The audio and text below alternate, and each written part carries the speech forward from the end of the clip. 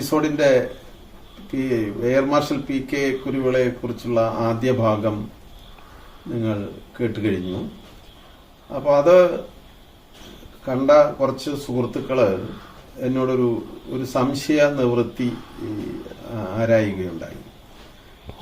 ഈ പുതിയ തലമുറയിൽപ്പെട്ട പലർക്കും ധ്യാൻചന്ദ് ആരാണെന്നോ പരമവീർ ചക്ര കിട്ടിയ എയർഫോഴ്സ് ഓഫീസർ ആരാണെന്നോ മനസ്സിലാകുന്നില്ല എന്നൊരു പരിഭവം പറഞ്ഞു. മേജർ ധ്യാൻചന്ദ് നമ്മുടെ ഹോക്കിയുടെ പിതാവ് എന്നറിയപ്പെടുന്ന ഹോക്കി വിസാർഡ്. മേജർ ധ്യാൻചന്ദിൻ്റെ ഏറ്റവും വലിയ നല്ല പ്രകടനം നടന്നത് 1936 ബെർലിൻ ഒളിമ്പിക്സിലാണ്. ജർമ്മനിയിൽ വെച്ച് നടന്ന ആ ഹോക്കി ഒളിമ്പിക്സ് ഫൈനൽ മത്സരം കാണുന്നതിന് വേണ്ടി അന്നത്തെ ഭരണാധികാരി അഡോൾഫ് ഹിറ്റ്ലർ സന്നിഹിതനായിരുന്നു. ജർമ്മനിയെ 8-1 എന്ന സ്കോറിന് തോൽപ്പിച്ചാണ് നമ്മൾ അന്ന് ഗോൾഡ് മെഡൽ നേടിയത്.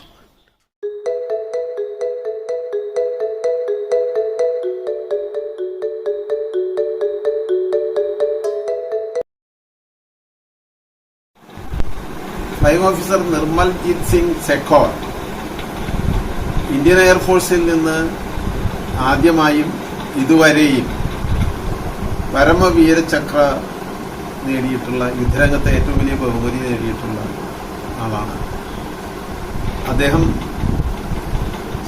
PK കുരുവിളയിൽ ഒന്നിച്ചുള്ള സ്ക്വാഡ്രനിലായിരുന്നു 1971 ഇന്ത്യ പാകിസ്ഥാൻ യുദ്ധരംഗം.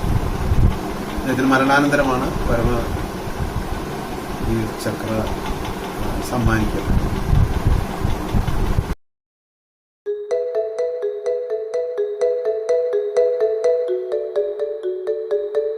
പിന്നെ ഈ ഫിലാറ്റലിയിലുള്ള താല്പര്യം നേരത്തെ കോളേജിൽ വരുമ്പോൾ ഉണ്ടായിരുന്നോ അതോ എയർഫോഴ്സിൽ ചെന്നതിന് ശേഷമാണോ? ഞാൻ കോളേജിലൊന്നും പഠിക്കുന്ന സമയത്തൊന്നും ഇങ്ങനെ ഒരു സംഗതി ഉള്ളതായിട്ട് ഞാൻ കേട്ടല്ല. ഞാൻ പിന്നെ കുറെ കഴിഞ്ഞിട്ടാണ് വന്നെങ്കിൽ അങ്ങനെ കേട്ടിട്ടില്ല. പക്ഷേ ഇപ്പോൾ ഈയിടെ നിങ്ങൾ അന്താരാഷ്ട്ര തലത്തിൽ തന്നെ പല പ്രദർശനങ്ങളിലും പിന്നെ മെഡലുകൾ നേടുന്നു, അതിൽ അപ്രീസിയേഷൻ കിട്ടുന്നു. അതിനെക്കുറിച്ചൊന്ന് പറയാമോ? ഫിലാറ്റലി എന്ന് പറഞ്ഞാൽ സ്റ്റാമ്പ് കളക്റ്റിംഗ് അതിൻ്റെ ഒരു ഇതാണ്. അത് ഫിലാറ്റലി ഞാൻ 1959 തുടങ്ങിയതാണ്. എനിക്ക് അന്ന് 13 വയസ്സുള്ളൂ. സെൻറ്റ് ആൽബർട്ട്സ് സ്കൂളിൽ പഠിച്ചുകൊണ്ടിരിക്കുമ്പോഴാണ്. അത് ഒരു 3-4 സ്റ്റാമ്പ് 1948 മഹാത്മാഗാന്ധിയുടെ സ്റ്റാമ്പ്സ് ഇഷ്യൂ ചെയ്തത് ഒരു വെൻഡർ വന്ന് അവിടെ കൊണ്ടുവന്ന് വെച്ച് ഏതാണ്ട് എല്ലാ പിള്ളേരെ പോലെയും 10-13 വയസ്സുള്ള ഞാൻ ആ സ്റ്റാമ്പ് വാങ്ങിക്കാനായിട്ട് അവിടെ ചെന്ന് ചോദിച്ചപ്പം 13 രൂപ എന്ന് പറഞ്ഞു. ഒരു സ്റ്റാമ്പ് അല്ല, 4 സ്റ്റാമ്പ്. അതിൻ്റെ ഇഷ്യൂ ഇത് 11.5 രൂപയാണ്. ഏതാണ്ട് 11.5. അതിന് 13 രൂപയ്ക്ക് തരാമെന്ന് പറഞ്ഞു.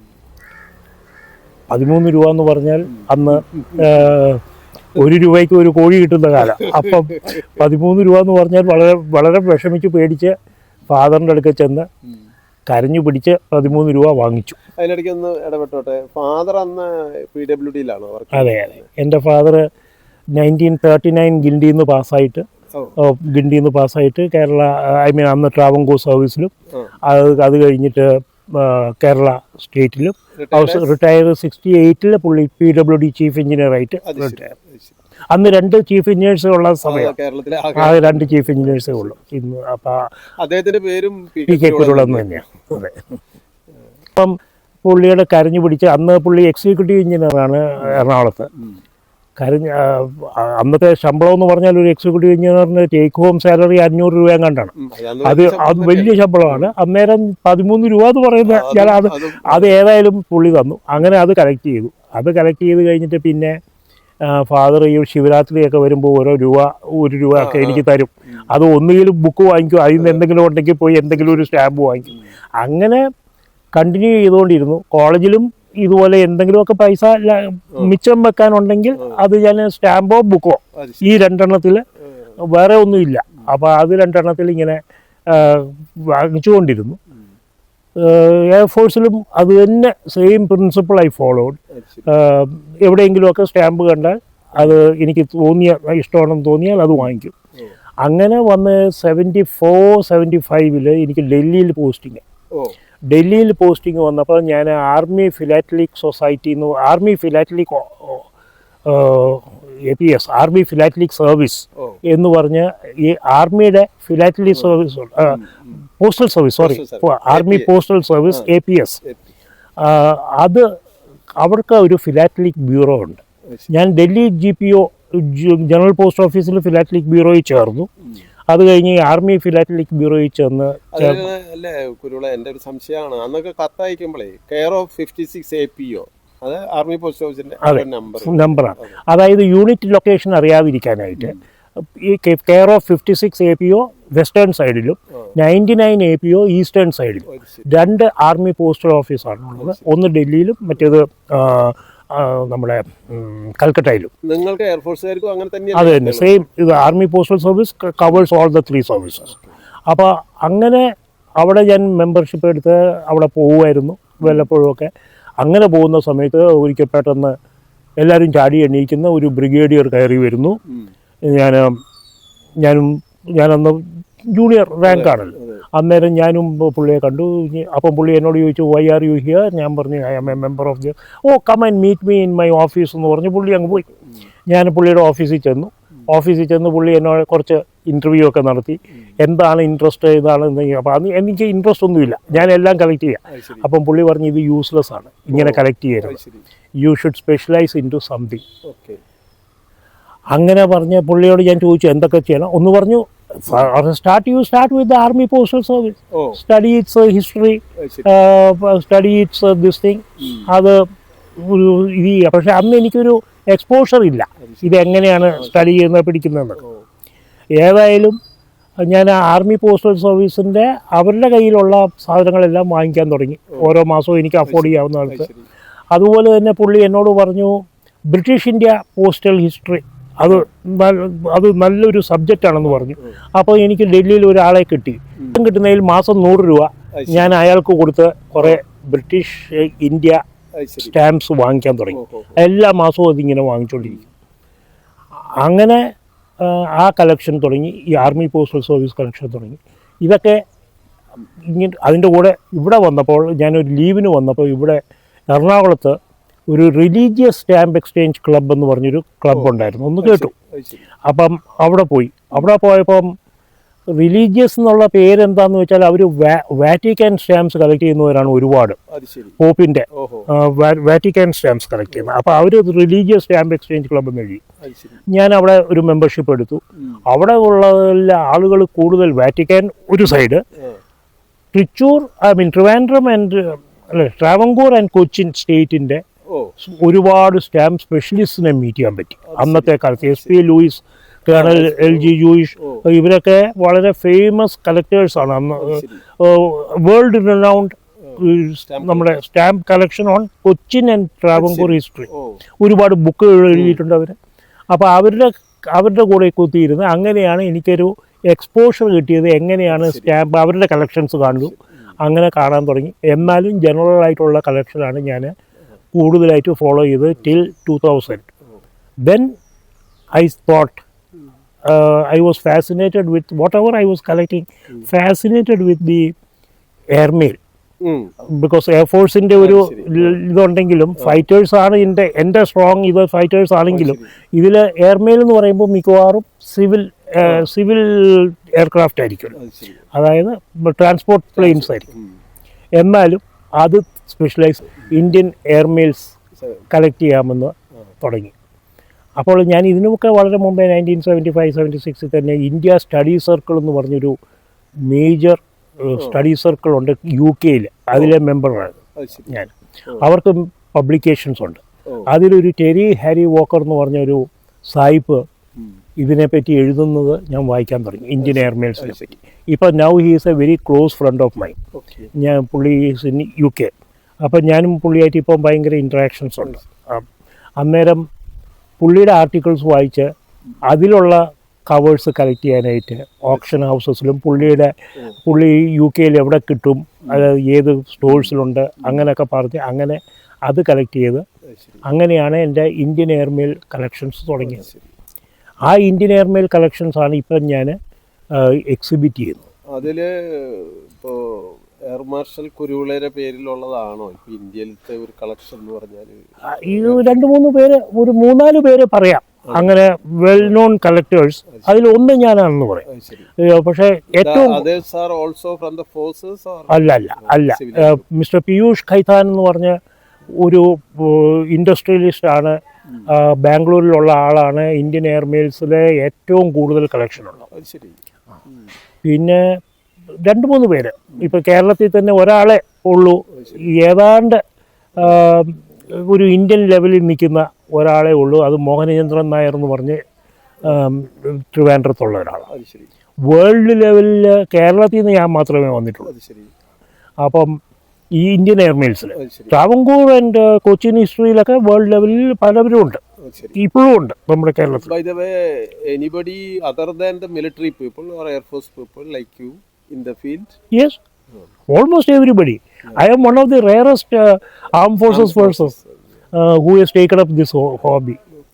അപ്പം ഞാൻ റിട്ടയർ ചെയ്തത് 2005 ജാനുവരി ആണെന്ന് പറഞ്ഞല്ലോ. അത് കഴിഞ്ഞിട്ട് ഞാൻ 14 കൊല്ലം I was working. So I didn't have any time for exhibiting or anything till 2019 when I retired from that company also.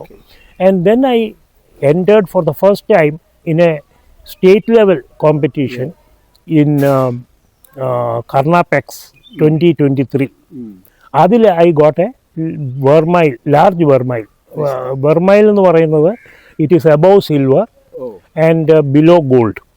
അപ്പോൾ ആ വെർമൈൽ എനിക്ക് കിട്ടി. അതിലുള്ള ഒരു ഇമ്പോർട്ടൻറ്റ് തിങ്, ഈ സ്റ്റേറ്റ് ലെവൽ എക്സിബിഷൻസ് വരുമ്പോൾ federation of international philately approve ചെയ്ത ജൂറിയാണ് evaluate ചെയ്യുന്നത്.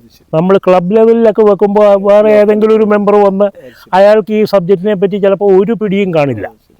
അപ്പം എന്നാൽ ഈ സ്റ്റേറ്റ് ലെവലിൽ കഴിഞ്ഞ് മുകളിലോട്ട് പോകുമ്പോൾ എല്ലാം ഫെഡറേഷൻ ഓഫ് ഇൻ്റർനാഷണൽ ഫിലാറ്റലി മെമ്പേഴ്സാണ്. ഈ കർണാപെക്സിൽ വെർമയിൽ കിട്ടിയത് കർണാടക ഫിലാറ്റലിക് എക്സിബിഷൻ. എനിക്കൊരു ഫ്ലാറ്റ് അവിടെ ഉണ്ട്, അപ്പോൾ എനിക്ക് അഡ്രസ് അവിടെ ഉണ്ട്. So I could apply for that. And jurisdiction ഉണ്ട്. അപ്പം ഞാൻ അതിൽ അപ്ലൈ ചെയ്ത് അതിലൊരു വെർമൈൽ മെഡൽ കിട്ടി. അത് കുറച്ചും കൂടി, അപ്പം ഈ ഓരോ എക്സിബിഷനിലും you can request the jury to give a feedback. എവിടെയാണ് മാർക്ക് കുറഞ്ഞത് കൂട്ടുന്നത്, നമ്മുടെ എക്സാം പോലെ.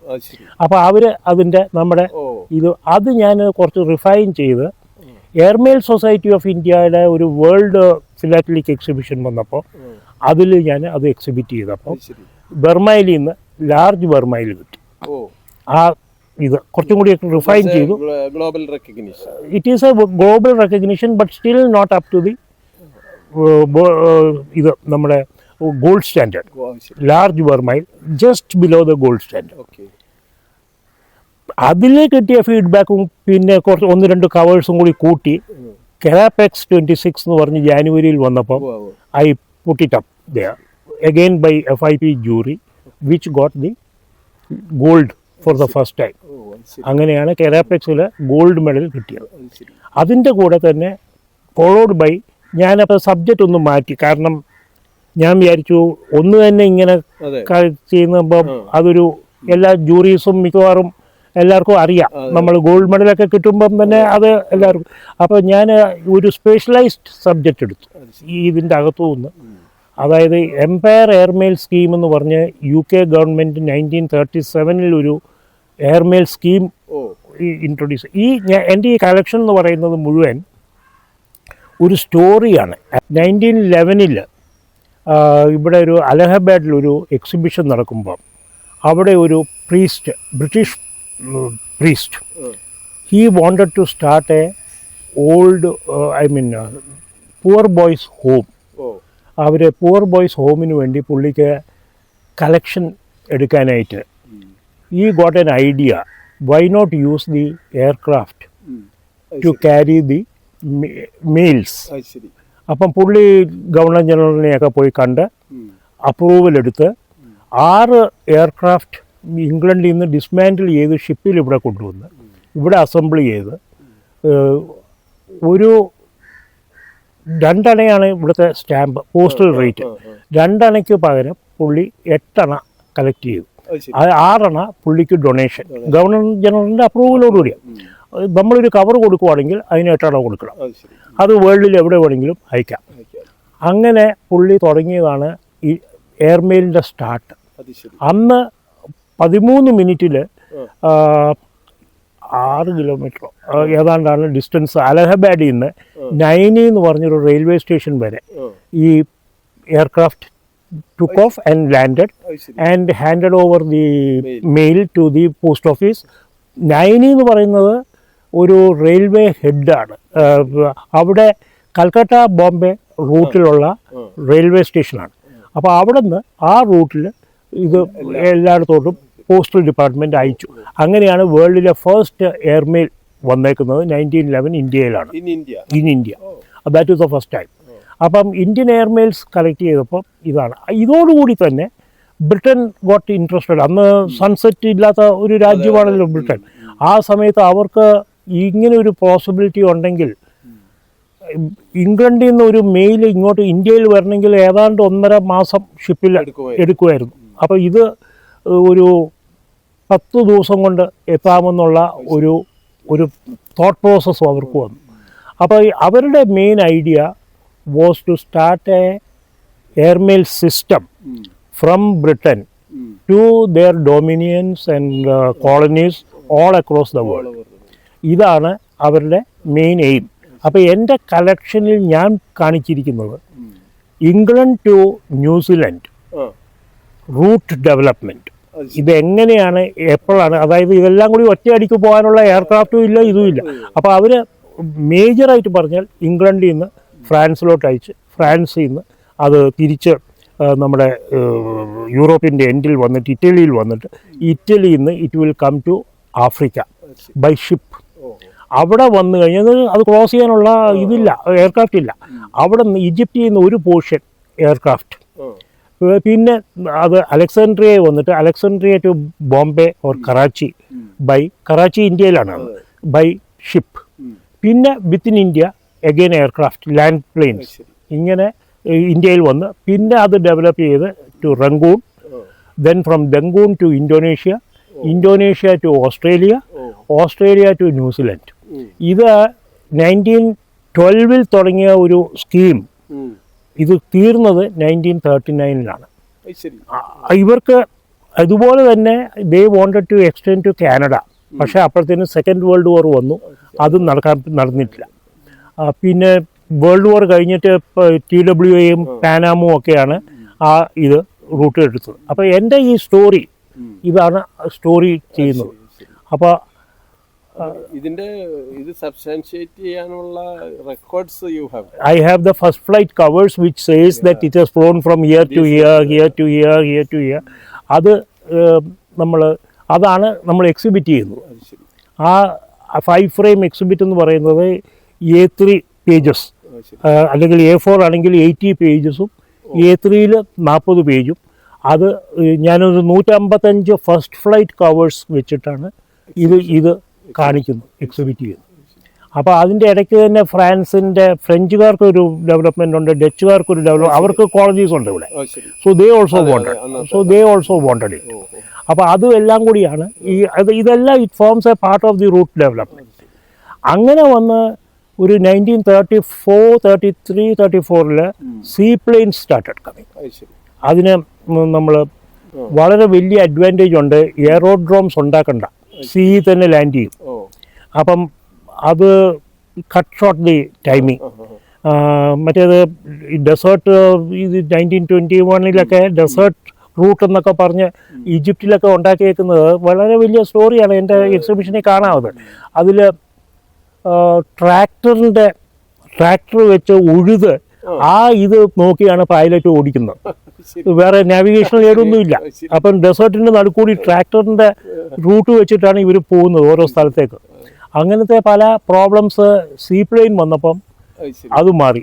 അപ്പോൾ ഇന്ത്യയിൽ ആദ്യം ലാൻഡ് പ്ലെയിൻ ആയിരുന്നു ബോംബെ ടു കൽക്കട്ട.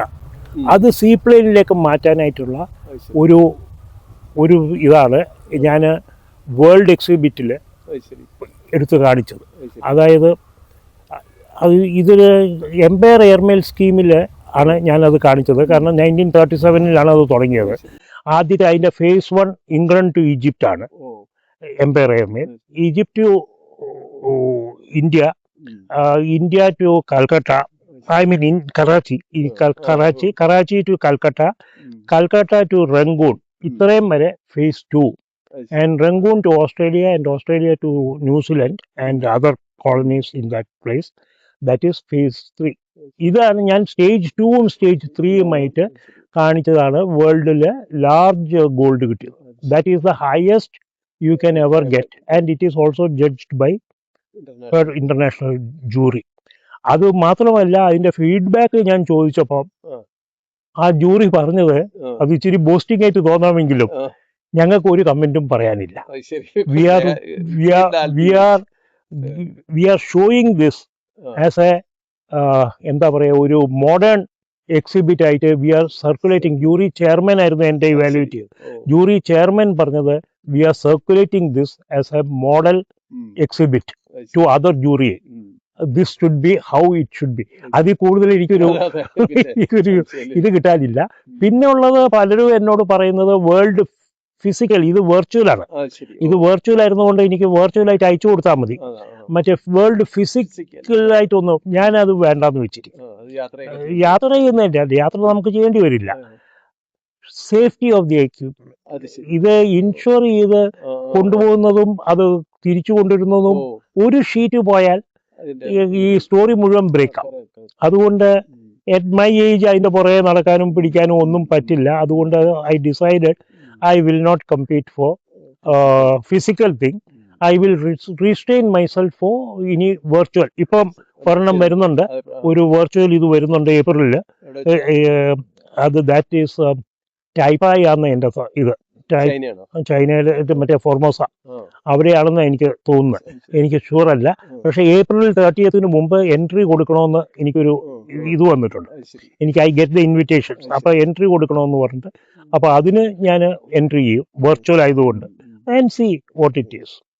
ഇതിപ്പോ സ്റ്റാമ്പിന്റെയും കളക്ഷന്റെയും ചരിത്രം പറയുന്ന കൂട്ടത്തില് എന്റെ ചോദ്യം മണ്ടത്തരാണെങ്കിൽ ക്ഷമിക്കുക. ഈ എയർമെയിലിന്റെ ഒക്കെ ചരിത്രം പറഞ്ഞല്ലോ. ഇപ്പൊ ഈ ആധുനിക യുഗത്തിൽ ഇപ്പൊ നമ്മുടെ ഇന്ത്യയിൽ തന്നെ ടെലഗ്രാം നിർത്തി, പോസ്റ്റ് ഓഫീസിലെ സാധനങ്ങൾക്കൊന്നും വിൽപ്പനയില്ല. എങ്ങനെയാണ് ഇപ്പോഴത്തെ ഈ കമ്മ്യൂണിക്കേഷൻ വരുമ്പോ ഇതിനൊക്കെ വല്ല പ്രസക്തി അല്ല ഉണ്ടോ? ഇങ്ങനെ അതിന് ഞാനൊരു ഉണ്ടോ ശരിക്കും? കൗണ്ടർ ക്വസ്റ്റ്യനെ ചോദിക്കത്തുള്ളൂ.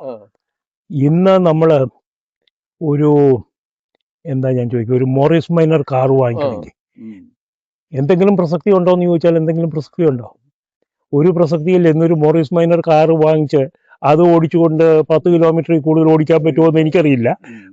പക്ഷേ അതിന്റെ റേറിറ്റി, ആ റേറിറ്റിയാണ് ഇതുകൊണ്ട് വരുന്നത്. ഞാൻ ഉദ്ദേശിച്ചത് എന്താന്ന് വെച്ചാല്, ആളുകൾക്ക് ഇൻട്രസ്റ്റ് ഉണ്ടോ? തലമുറയ്ക്ക് അല്ലെങ്കിൽ ജെൻസി എന്നൊക്കെ പറയുന്ന കൂട്ടർക്ക് നമ്മൾ ഈ പറയുന്ന അല്ല, അവർക്ക് for them it is not much of a problem. അപ്പം PND department is trying to somehow encourage them to do. പക്ഷേ PND itself is changing. അപ്പം ഫിലാറ്റലി PND തന്നെ വളരെ കുറഞ്ഞു വന്നു. സ്റ്റാമ്പ്സിന്റെ യൂസേജ് കുറയുന്നു. There may be a problem where this collection may come to an end. അത് end ചെയ്യാതിരിക്കാനാണ് ഈ ഓരോ ഫിലാറ്റലിക് സൊസൈറ്റീസും. ഇതിന്റെ വാല്യൂവും പ്രസക്തിയും കൂടുന്നേ ഉള്ളൂ. അതെ, അത് കയ്യിലുള്ളവരുടെ ഇത് കൂടുന്നു. ഇപ്പം തന്നെ ഞാൻ തന്നെ ഇതൊക്കെ വാങ്ങിക്കുമ്പോൾ എന്റെ കളക്ഷനിൽ എനിക്ക് ഇല്ലാത്ത ഒരു കവർ വാങ്ങിക്കണമെങ്കിൽ നത്തിങ് ലെസ് ദാൻ 40,000 rupees. ഒരെണ്ണം നത്തിങ് ലെസ് ദാൻ. അത് ചിലതൊക്കെ ലാക്സിലാണ്. I don't buy it. എനിക്ക് I can't afford it. So I leave it. അതെ, ചിലതൊക്കെ ഒരെണ്ണം ഫ്ലൈ ചെയ്തൊക്കെ ഉണ്ട്. അപ്പൊ അതൊക്കെ വളരെ റെയർ ആയിട്ടാണ്. ഇപ്പൊ ഈ അതെ, അത് മാത്രമല്ല പല ഓപ്ഷൻ ഹൗസസ് ഉണ്ട്. ഇത് എവിടെ നിന്നാണ് ഈ സോഴ്സസ് എന്ന് ചോദിച്ചാല്, ഇന്ത്യയിലും ഈജിപ്തിലും സെർവ് ചെയ്ത ബ്രിട്ടീഷ് ഓഫീസേഴ്സ്, അവര് Indian airmail specifically, British India stamp specifically, അവര് അതെല്ലാം കളക്ട് ചെയ്തിരുന്നു അന്നത്തെ കാലത്ത്. ആ കളക്ഷൻസ് അവരുടെ grand sons are now disposing of. ഈ പറയുന്നത് പോലെ അവർക്ക് ഇൻട്രസ്റ്റ് ഇല്ല, അവർക്ക് they are not interested in money, they have nothing to do. ഇത് ചെതല് അടിച്ച് പോകുന്നതിന് പകരം they are disposing it of through auction houses. ഇപ്പം ഞാൻ നേരത്തെ പറഞ്ഞു Terry Harry Walker. Terry Harry Walker is a grandson of a British officer here. But he is not disposing of. He is become an expert. He studied it and he became an expert in that one. അപ്പോൾ അങ്ങനെ ചിലത് philately തന്നെ എടുക്കുന്നുണ്ട്, പക്ഷേ ചിലർ അത് dispose of ചെയ്യുന്നു. അപ്പം ഡിസ്പോസ് ഓഫ് ചെയ്യുന്നതാണ് നമ്മളൊക്കെ വാങ്ങിച്ച് നമ്മുടെ കളക്ഷനിൽ കൊടുക്കുന്നത്. ഓക്കെ, ഇപ്പം 12 മിനിറ്റ് കഴിഞ്ഞു. 12 മിനിറ്റ് കഴിഞ്ഞു. കൺക്ലൂസിംഗ് നോട്ട് അല്ല, അത് കഴിഞ്ഞിട്ടേ അവരും കൂടെ വന്നിട്ട് ഒരു മാഡത്തിനൊക്കെ വെച്ചൊരു അല്ല അതെടുക്കാം, പക്ഷെ കൺക്ലൂഷൻ ഇതിന്റെ ഒരു കൺക്ലൂഷൻ എന്താ ഞാൻ പറയണോ? എന്തായാലും വളരെ വിജ്ഞാനപ്രദമായ കാര്യങ്ങളാണ് നമ്മളിപ്പോൾ സംസാരിച്ചുകൊണ്ടിരിക്കുന്നത്. നമ്മൾ ഇത്രയും അടുപ്പം ഇത്ര കാലം ഉണ്ടായിട്ട് പോലും എനിക്ക് തന്നെ എന്താ ഞാൻ അറിഞ്ഞില്ല ഗുരുകുലരയിൽ ഇങ്ങനെയൊക്കെയുള്ള സംഗതി ഉണ്ടെന്നുള്ളത്. അതെല്ലാവർക്കും ഈ വിജ്ഞാനം പങ്കുവയ്ക്കാൻ സാധിക്കുന്നതിലും ഇങ്ങനെ ഇത്രയും സമയം സംസാരിച്ച് ഈ കാര്യങ്ങളൊക്കെ പുറത്തേക്ക് കൊണ്ടുവരുന്നതിലും വളരെ സന്തോഷമുണ്ട്. Thank you. ഇവിടം വരെ താങ്ക് യു വെരി മച്ച്. ഇതിൻ്റെ ഇടയ്ക്ക് 2 കാര്യങ്ങളും കൂടി ഞാൻ പറയാനാണ് ഉദ്ദേശിക്കുന്നത്. ഒന്ന്, 1932 Bombay to Calcutta, Bombay to Madras Tata airways has taken the first flight. അതാണ് എയർ ഇന്ത്യയുടെ സ്റ്റാർട്ട്. അതിന്റെ കവേഴ്സ് എൻ്റെ കയ്യിലുണ്ട്, പല കവേഴ്സ് ഉണ്ട്. 1932 JRD ടാറ്റ തന്നെയായിരുന്നു ഒരു പൈലറ്റ്. 3 പൈലറ്റ്സും ഒരു എഞ്ചിനീയറും കൊണ്ട് തുടങ്ങിയതാണ് ഇന്നത്തെ എയർ ഇന്ത്യ. അത് ഒരു major thing which I wanted to say. അത് കൂടാതെ ഞാൻ എൻ്റെ ഹോബീസ് ഇപ്പം എയർമെയിലൊന്ന് പുറകിലോട്ടൊന്ന് നിന്ന് I may exhibit airmails again, പക്ഷേ കൂടുതലും ട്രാവൻകൂർ ആൻഡ് കൊച്ചിൻ സ്റ്റാമ്പ് കളക്ഷൻസിലേക്ക് എൻ്റെ കളക്ഷൻസ് ഇതുപോലെ തന്നെ എക്സിബിറ്റ് സ്റ്റാൻഡേർഡിലേക്ക് ആക്കണം. ഇപ്പം അതെല്ലാം കൂടി പല ആൽബത്തിൽ ഇങ്ങനെ കിടക്കുക. ഈ ഒരു എക്സിബിറ്റ് എന്ന് പറയുമ്പോൾ ഒരു സ്റ്റോറി റൈറ്റിംഗ് ഒരു സ്റ്റാൻഡേർഡ് ഉണ്ട്. FIP is very strict. എന്താണ് എഴുതാവുന്നത്, എന്താണ് എഴുതാൻ വയ്യാത്തത്, റെയർ എന്ന് പറഞ്ഞ ഒരു വാക്ക് ഉപയോഗിക്കാൻ പാടില്ല. ഇനിയും വളരെ ഇതാണെങ്കിൽ 10 എണ്ണത്തിൽ കുറവുള്ളതിനും you can say very significant item. അങ്ങനെ ഇതുണ്ട്. 10 എണ്ണത്തിൽ കുറവായിരിക്കണം. അപ്പം അതൊക്കെ നമ്മൾ സ്റ്റഡി ചെയ്യണമെങ്കിൽ ഒരുപാട് സമയമെടുക്കും. ഇനിയിപ്പോൾ ഞാൻ കൊച്ചിനും ട്രാവൻകൂറും അതും ഭയങ്കര കളക്ഷൻ എൻ്റെ കയ്യിലുണ്ട്. അതൊന്ന് ഡെവലപ്പ് ചെയ്യാനാണ് അടുത്ത.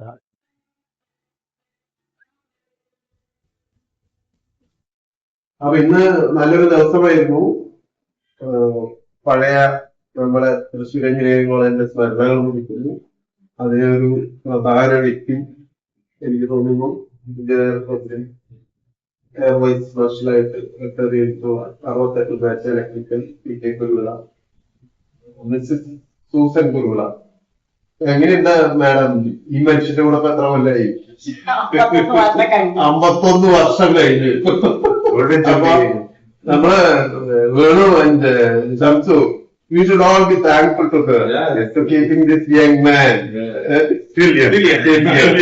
അല്ല, ഞാനത് പലയിടത്തും എന്റെ പല പ്രസംഗത്തിലും ഞാൻ പറഞ്ഞിട്ടുണ്ട്. എസ്പെഷ്യലി ആം ഫോഴ്സസിൽ unless the wife is with you, you are lost. We don't have the time to look after our children. Look after you, first of all. Yeah, look after us may not be that much. Also, I mean, we have there as much as much.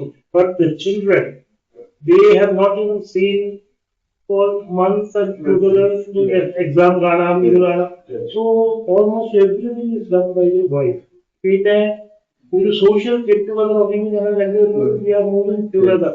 So all those things are Shamsu 99 electrical. ഇതിന്റെ date of birth എത്രയാ? 65. അപ്പൊ 65. എന്തായാലും ഇതിനൊരു എന്താ പറയാ എല്ലാ ജനറേഷനും ഒന്നിച്ച് madam പിന്നെ ആദിത്യ പര്യാമം സ്വീകരിക്കാൻ ശ്രമിച്ചതിന് നന്ദി പറയുന്നു. വളരെ സന്തോഷം. ഒരു കാര്യം ഞാൻ പറയുന്നത്, ഇതിൽ 63 ബാച്ച് ഞങ്ങൾ തുടങ്ങിയപ്പോൾ നമ്മൾ രാമവർമ്മയിലായിരുന്നു അതിന് മുമ്പ്. അതെ, നമ്മൾ തൃശ്ശൂർ എഞ്ചിനീയറിംഗ് കോളേജിൽ ആദ്യമായിട്ട് ഷിഫ്റ്റ് ചെയ്ത ബാച്ചായിരുന്നു 1962. That is one important thing. Hostels ഒക്കെ ഞങ്ങൾ